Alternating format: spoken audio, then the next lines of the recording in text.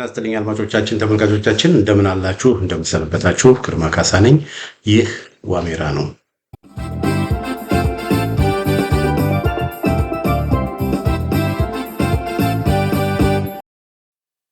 በዛሬው የዋሜራ መርሃ ግብራችን በሸዋ ስላለው ሁኔታ አንዳንድ ሰበር ዜናዎችን ይዤላችሁ መጥቻለሁ። ላለፉት በርካታ ቀናት ገዢው የብልጽግና አገዛዝ ኔትወርኮችን በመዝጋት የአማራ ፋኖ ብሔራዊ ንቅናቄ አመራሮችን ለመያዝ ወይንም ደግሞ ለመግደል ከፍተኛ የሆነ ዘመቻዎችን ሲያደርግ ነበረ እና ይህ ዘመቻ ምን ደረጃ ላይ ነው ያለው በሚለው ዙሪያ ላይ ያጠናቀርኩት አንድ መረጃ ያጠናቀርኳቸውን ያሰባሰብኳቸው መረጃዎች አቀበላቸዋለሁ። እንግዲህ ይሄንን የማደርገው ምንድነው አንዱ ይሄ የብልጽግና አገዛዝ ምን ያህል እያደረገ ያለው ነገር እየሰራ ያለው ነገር እንደሚጠብቀውና እንዳስበው ይሄድለት እንዳልነበረ ለማሳየት ነው እና ባለኝ መረጃ እዚህ ጋር ካርታ አሳይቼላችኋለሁኝ። በተለይ በሶስት ቦታዎች በሁሉም ቦታ ነው ጥቃት ያደረገው፣ ግን በተለይ በሶስት ቦታዎች እዚህ ጋር በአንድ ቁጥር ያስቀመጥኩት በይፋት በምንጃር ሸንኮራ በአብር በረህት ወረዳ በምንጃር ሸንኮራ ወረዳ በዋናነት ከፍተኛ የሆነ ዘመቻ አድርጓል። ትልቅ ኃይል በሞጆ በኩል በደብረ ዘይት በኩል ከፍተኛ መካናይዝድ የሆነ ከፍተኛ ጦር በጣም የታጠቀ እስከ አፍንጫው የታጠቀ ጦር በዛ በኩል አሰማርቷል። በዛ በኩል አስፈፍቷል። እንደገና በአፋር በኩልም እንደዚሁ ከፍተኛ ኃይል አስገብቷል። ይሄ እንግዲህ በፊት ኦልሬዲ እዛ ከነበረው እዚህ በሸዋ ሲንቀሳቀስ የነበረ ኃይል አለ። አንዳንድ ከተሞችንም ተቆጣጥሮ በዛ ሲንቀሳቀስ የነበረ 5 የአየር ወለድ ክፍለ ጦር አለ። 101ኛ፣ 102ኛ፣ 103ኛ፣ 104ኛ እና 105ኛ የአየር ወለድ ክፍለ ጦሮች በሸዋ ነው የሚንቀሳቀሱት አገዛዙ። እንደዚህ የአየር ወለድ ክፍለ ጦሮች ወይ ኮማንዶዎች ማለት ደግሞ ምንድነው ወገኖቼ?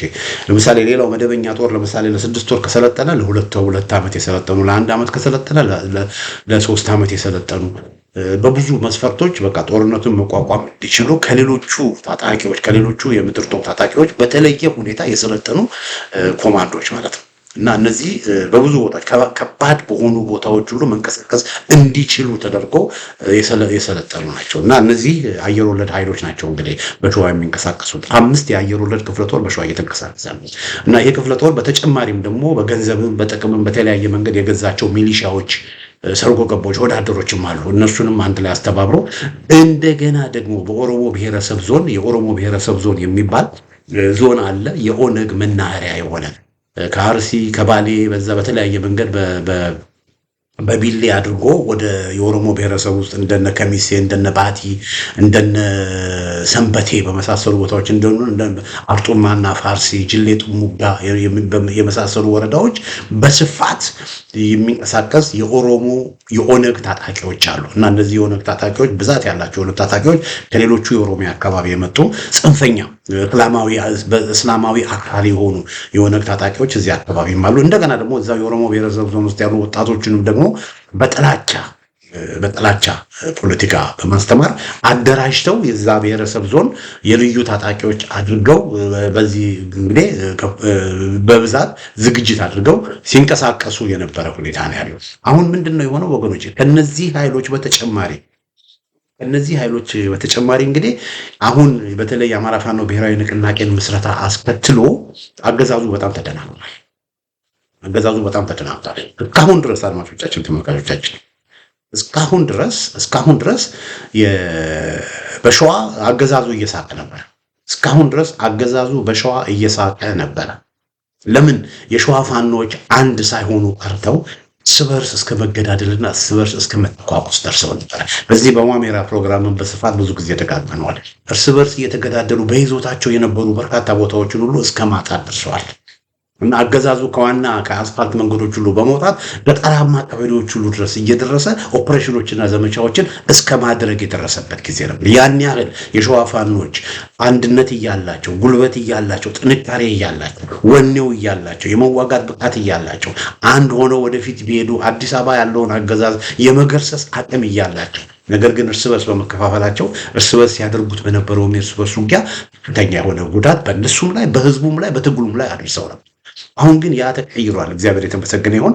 የአማራ ፋኖ ብሔራዊ ንቅናቄ ተመስርቷል። ስለዚህ የሸዋ ፋኖች አሁን እርስ በርስ አይዋጉ፣ እርስ በርስ አይታኮሱም፣ በአንድ ላይ ነው የሚዘምሩት እና በዚህ መሰረት አገዛዙ ሲስቅ የነበረው አገዛዙ አሁን እያለቀሰ የመጣችው ታሪክ በፊት ምንም ነገር ሳያደርጉ እነ አብይ አህመድ 4 ኪሎ ቁጭ ብለው እነ ብርሃኑ ጁላ የመከላከያ ሚኒስቴር ጽሕፈት ቤት ውስጥ ቁጭ ብለው ያወዲያቸው እርስ በርስ እኮ የተገዳደሉ ነው። የመከታው ኃይል ከደሳለኝ ኃይል ጋር በዚህ ቦታ እርስ በርስ ተገዳደሉ፣ እርስ በርስ ተታኮሱ እያሉ ሲስቁ በሸዋ ፋኖች ሲስቁ ነበር። በሸዋ ፋኖች ሲስቁ ነበር። አሁን ያ ተቀይሮ ወገኖቼ አሁን የብልጽግና ሰዎች እያለቀሱ ነው የመጡት። በተለይ አማራ ፋኖ ብሔራዊ ንቅናቄ ከተቋቋመ በኋላ ከፍተኛ ድንጋጤው ስለገቡት ያደረጉት ነገር ቢኖር ምንድነው? ሁለት ሜጀር ነገሮችን አድርገዋል የብልጽግና ሰዎች። አንዱ የወልቃይትን ካርድ የራያን ካርድ በመምዘዝ በሰሜኑ የሀገራችን ክፍል ውስጥ ህወሓት ህወሓት እየመጣ ነው፣ ህወሓት ጠላት ናት፣ ህወሓት በአማራው ላይ ጭፍጨፋ ፈጽማለች የተባለ ሰው የሚያውቀው ነው እኮ ሰው የሚያውቀው ስለ ህወሓት እኮ የአማራው ማህበረሰብ ነጋሪ አያስፈልገውም። አብይ አህመድ በቀደም ዕለት በፓርላማ የተናገረውን አይታችኋል። ህወሓቶች በደብረ ብርሃን አካባቢ መጥተው ደብረ ሲና መጥተው የነበረ ጊዜ እኮ ብዙ አማራዎችን ጨርሰው ነበር አለ። ያንን የማያውቅ ሰው አለ እንዴ? ለአብይ አህመድ ለህዝቡ ያን መንገድ አለበት እንዴ? መንገድ የለበትም። ሰው ያውቃል ስለ ህወሓት ማንነት እኮ ሰው ያውቃል። አሁን ግን አብይ አህመድ በቃ የፋኖች አንድ በሚሆኑበት ጊዜ የፋኖን ኃይል ለማዳከም በፓርላማ ወጥቶ ይህንን እስኪናገር ድረስ ደርሷል። ከጭንቀት የተነሳ ነው ወገኖች፣ ከጭንቀት የተነሳ ነው ይሄን የሚሆነው እና የህወሓትን ካርድ የወልቃይትን ካርድ መዞ እያጫወተ ያለ ነው። ይሄ የመጨረሻ ካርዱ ነበረች እና እሱም ቢሆን አልተሳካለትም።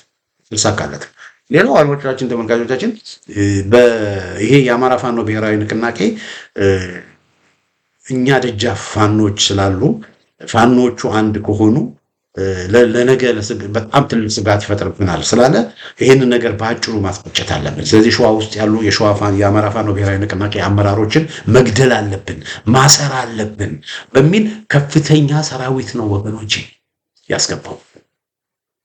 ከፍተኛ ሰራዊት እና እዚህ ጋር እንደምታዩት በቀይ ያሰመርኳቸው አካባቢ በሞጆ በኩል በምንጃር እንዳልኳችሁ በአራት ቀጠናዎች ነው ሰሞን ኔትወርክ ጠፍቶ ውጊያ ሲደረግ የነበረው። አንዱ በምንጃር ሸንኮራ በምንጃር ሸንኮራ ወረዳና በበረሃት ወረዳ አካባቢ የከሰም ኮር በሚንቀሳቀስበት አካባቢ፣ ሁለተኛው ደግሞ በመንዝ እና በቀውት ወረዳ በሸዋሮቢት አርማበር ወረዳ አካባቢ በመንዝ እንደነ ጋሽ ያሉ ከተሞች አካባቢ በዚህ አካባቢ ከፍተኛ ውጊያዎች ተደርገዋል።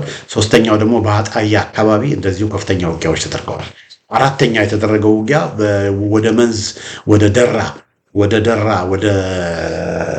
ደራና ወደ መራቤቴ የሚያስገቡ ወደ ሸዋ የሚያስገቡ በሮች ወረዳዎች የወሎ ወረዳዎች እንደነ ወግዲ እንደነ ካለላ ባሉ አካባቢዎችም እንደዚሁ ኦፕሬሽኖች ተደርገዋል። ከፍተኛ ኦፕሬሽኖች ተደርገዋል። በሌሎችም ቦታዎች ተደርጓል። እንደው በዋናነት በትልቁ የተደረጉ ቦታዎችን ነው እየተናገርኩ ያለሁት እና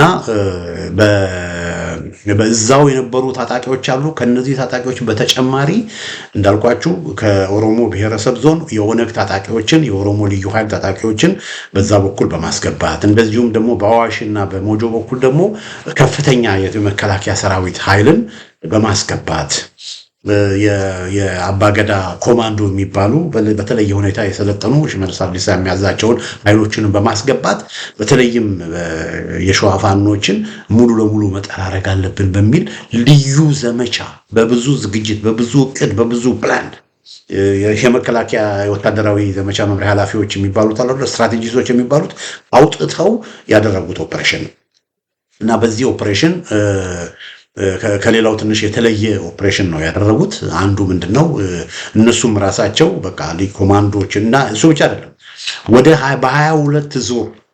በ22 ዙር እንግዲህ በመንገድ የገቡትን ትተን በ22 ዙር በሄሊኮፕተር ሁሉ አየር ወለዶችን በተለያየ ቦታ በማርገፍ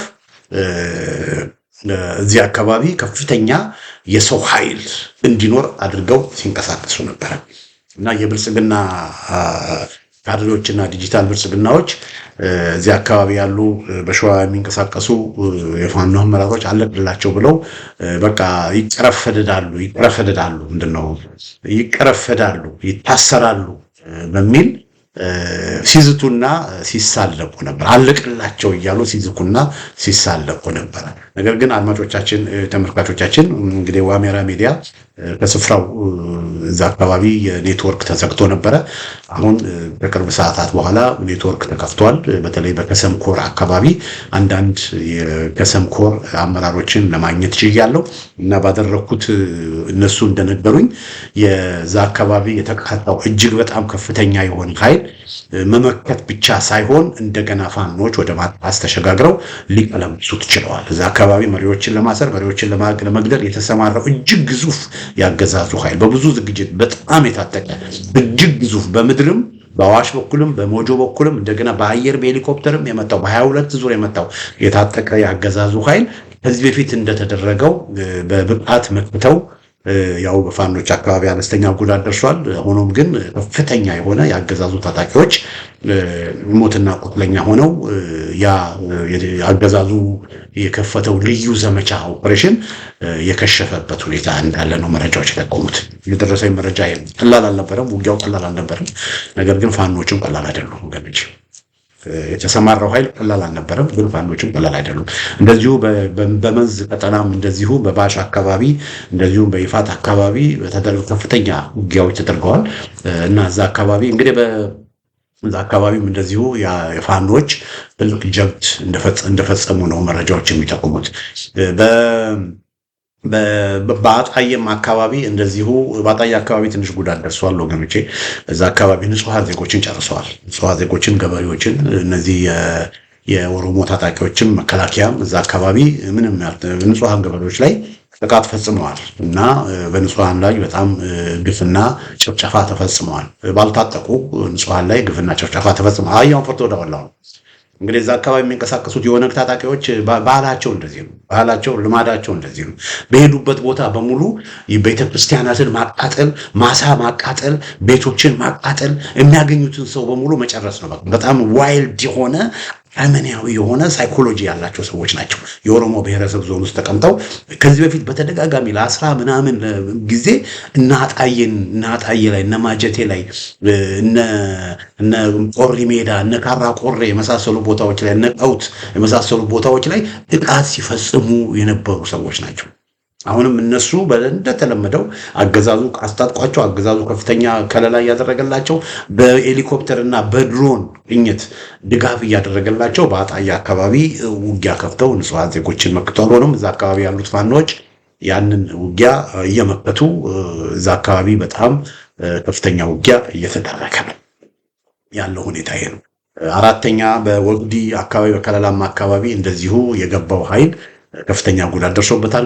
ከፍተኛ ጉዳትን አስተናግዶ በጣም በርካታ አዛዦች ሁሉ ሳይቀሩ ሙትና ቁስለኛ የሆኑበት ሁኔታ ነው ያለው እና በእነዚህ ቀጠናዎች የተደረጉ ውጊያዎች አሁንም ውጊያዎቹ እንደቀጠሉ ናቸው። አሁንም አገዛዙ ተጨማሪ ኃይል የማስገባት አቅም አለው፣ ፍላጎት አለው። እንደምታውቁት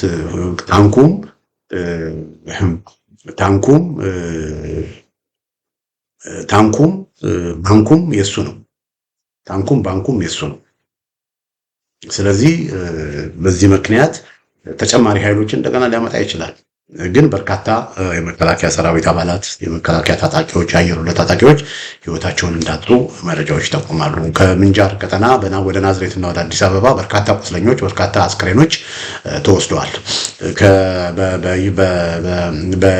በመንዝና በይፋት ቀጠና በተደረገው ውጊያ ደግሞ የሸዋሮቢት ሆስፒታሎችን የደብረ ብርሃን ሆስፒታሎች በአገዛዙ ታጣቂዎች አስክሬንና ቁስለኛ የተሞሉ እንደሆኑ ነው መረጃዎች የሚጠቁሙት። እና በዋናነት እንግዲህ አድማጮቼ በቁጥር 2 ባልኩበት ቦታ በዋናነት ውጊያውን ሲመራ የነበረው የአማራ ፋኖ ብሔራዊ ንቅናቄ የመሐመድ ቢሆነኝ ኮር ነው። በአንድ ደግሞ የአማራ ፋኖ ብሔራዊ ንቅናቄ የከሰም ኮር ነው። እንግዲህ የአፋብሃ ምናምን ታቁመናል ማለት ነው።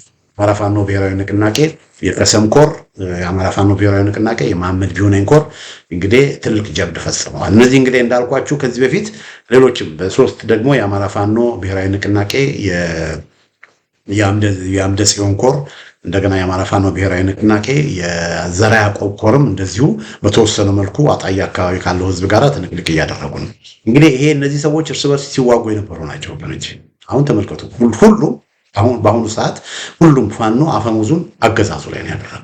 ይሄ በራሱ ትልቅ ያም በመሆኑ ተመልከቱ ግዙፍ ኃይል የሸዋ ፋኖችን ለማጥፋት ግዙፍ ኃይል ወደዛ ተሰማርቶ ቢሆንም ቢሰማራም ነገር ግን ያንን እስካሁን በደረሰኝ መረጃ በአስደማሚ ሁኔታ የአገዛዙን ጥቃት መመከት ችለዋል። መመከት ብቻ ሳይሆን በአገዛዙ ላይ ከፍተኛ ጉዳት አድርሷል። ይሄ እንግዲህ አገዛዙ የጀመረው ውጊያ ነው ወገኖች። ይሄ አገዛዙ ራሱ አቅዶ አልሞ አገዛዙ ያደረገው ዘመቻ ነው።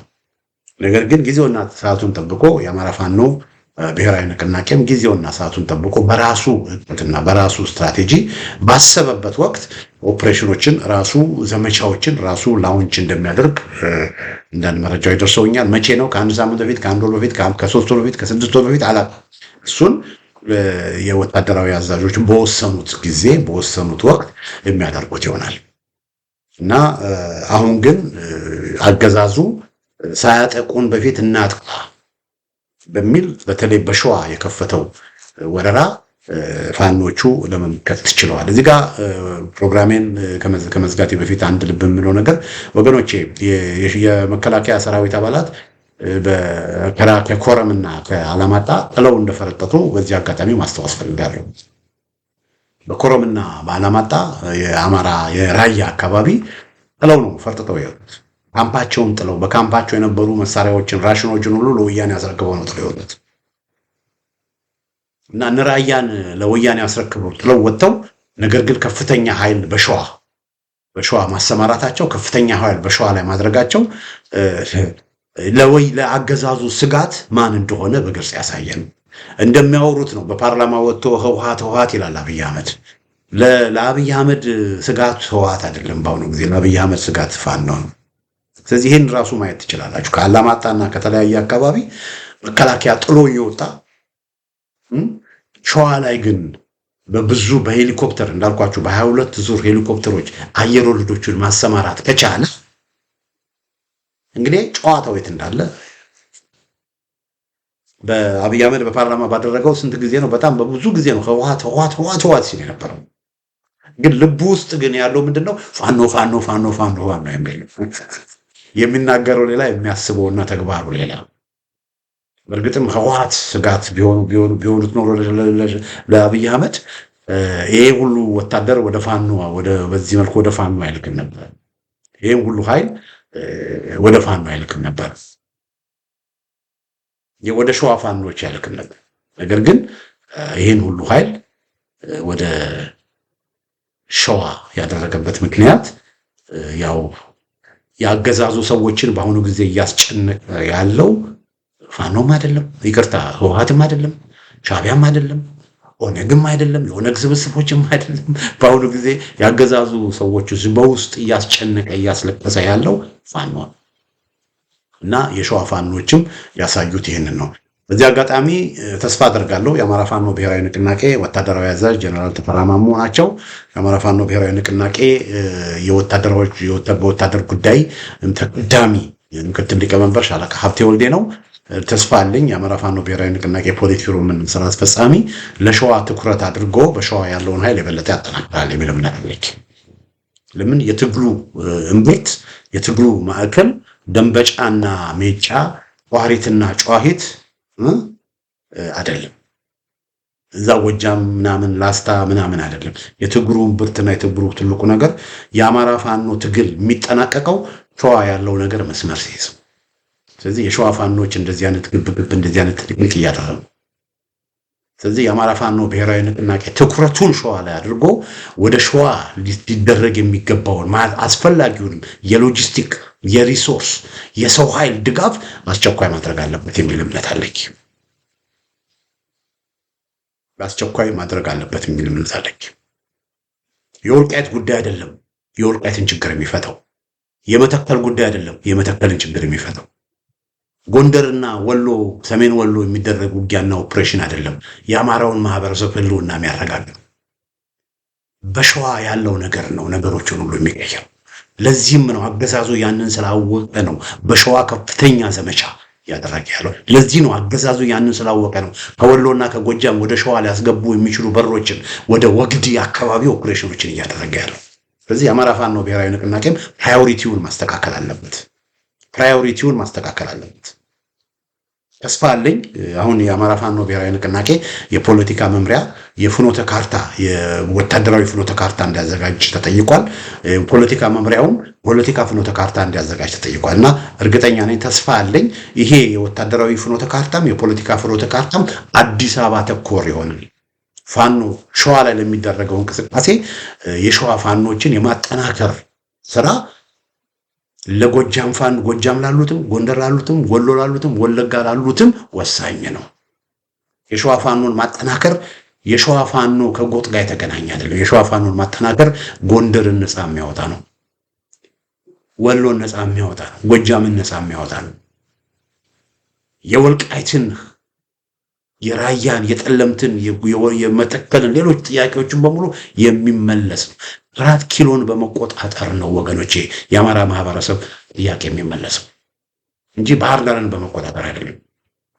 ስለዚህ የአማራ ፋኖ ብሔራዊ ንቅናቄ ሲሪየስ የሆነ ዲስከሽን አድርገው የሸዋ ቀጠና የሚጠናከርበትን ሁኔታ ማመቻቸት አለበት እና በውጭ ሀገር ያለው ማህበረሰብ የፋኖ ደጋፊ ማህበረሰብም የትግሉ ቁልፍ ያለው ሸዋ መሆኑን ተረድቶ የሸዋ ፋኖች እንግዲህ እያደረጉ ከፍተኛ ውጊያ ነው እያደረጉ ያሉት። መድኃኒቶች ያስፈልጋሉ፣ የተለያዩ ራሽኖች ያስፈልጋሉ። ስለዚህ ወሬውን ትተን እንጂዛ ማለቱን ትተን የሸዋ ፋኖን በሸዋ በአዲስ አበባ ዙሪያ በሸዋ የሚደረገውን እንቅስቃሴ በማገፍና በማገዝና በመደገዝ ዙሪያ ላይ ትልቅ ርብርብ ያስፈልጋል። ለምን የሸዋ ፋኖች መጠናከር በጣም አስፈላጊ ነው። ኃይል ከጎጃም ከወሎ ከጎንደር ወደ ሸዋ መምጣት አለበት። ወደ ሸዋ መምጣት አለበት። የሸዋ ያለው ኃይል መጠናከር አለበት። ስለዚህ የአማራ ፋኖ ብሔራዊ ንቅናቄ ትግሉን ሸዋ ተኮር ያደርግ፣ ትግሉን አዲስ አበባ ተኮር ያደርግ ብዬ አሁንም አሳስባለሁ። እንግዲህ አድማጮቻችን፣ ተመልካቾቻችን ለዛሬ ያዘጋጀሁት ሰበር ዜና ይህን ይመስላል። በሌላ ጊዜ በተመሳሳይ ፕሮግራም እስክንገናኝ ደህና ሁኑ።